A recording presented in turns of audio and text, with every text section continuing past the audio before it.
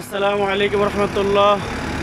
মসজিদ আউলিয়া ফানাফিল্লা বাকাবিল্লা লাহুদে বাদশাহ শাহেনশাহ হরজত বাবা কদম আলী মাস্টার রহমতুল্লাহ আলাইয়ের একনিষ্ঠ ভক্ত মরমী সাধক শাহসিবি হরজত বাবা আব্দুল সত্তার মহন্ত শাহ রহমতুল্লাহ আলাইয়ের 13তম অফাত দিবস পবিত্র ওরস মাহফিল কদমপুর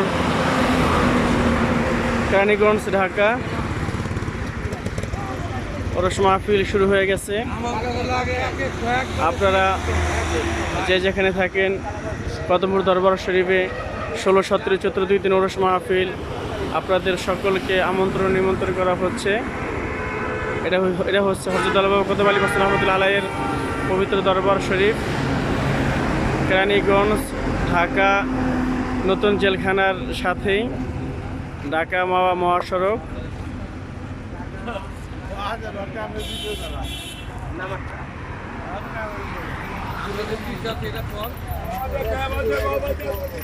এই যে আমাদের অনেক আশেকান তরিকার ভাই চলে আসছে,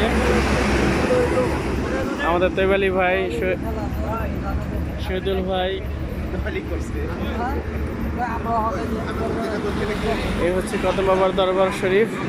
কদম বাবা দরবার শরীফের পাশেই কদম বাবার একনিষ্ঠ ভক্ত সাধক আব্দুল সত্তার মহন্ত শাহ রহমতুল্লাহ আলাইয়ের পবিত্র মাজার শরীফ। দরবারের পাশেই ভক্তের রওজা মুবারক। এটা একটা ভাগ্যের নসিবের ব্যাপার যে গুরুর পাশে ভক্তের পবিত্র রওজা মুবারক। এটা হচ্ছে বাবা আব্দুল সত্তার মহন্ত শাহ রহমতুল্লাহ আলাইয়ের মাজার শরীফ। সকল আশেকান জাকিরান তরিকার ভাই যারা আছেন আপনাদের সকলকে আমন্ত্রণ করা হচ্ছে। সকল সাধুগুরুর প্রতি ভালোবাসা রইল। এটা হচ্ছে গেল বাবার মাজার শরীফ। আজকে রওজা গোসল হবে, রওজা গোসলের পরে ফুল দিয়ে পুরা রওজা সাজানো হবে।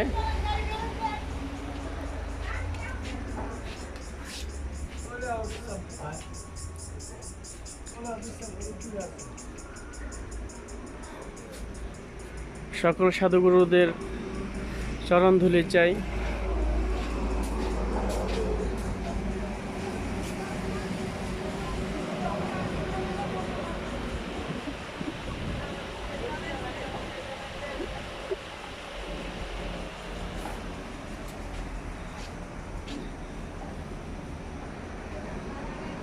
দুই দিন ব্যাপী ওরস মাহফিল প্রতি বছর হয়ে থাকে 16, 17 চৈত্র।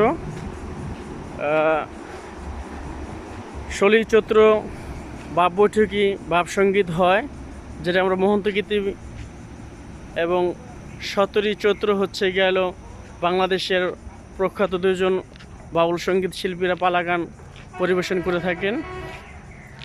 তো সকল আশেকান জাকিরান তরিকার ভাই বোন যারা আছেন আপনাদের সকলকে নিমন্ত্রণ করা হচ্ছে।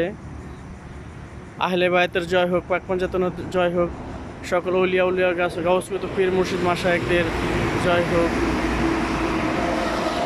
আপনারা সবাই আসবেন 16, 17 চৈত্র, 30 ও 31 মার্চ ইংরেজি কদমপুর দরবার শরীফ, কেরানীগঞ্জ ঢাকা সাউথ টাউনের সাথে, ঢাকা নতুন জেলখানার পাশে কদমপুর দরবার শরীফ,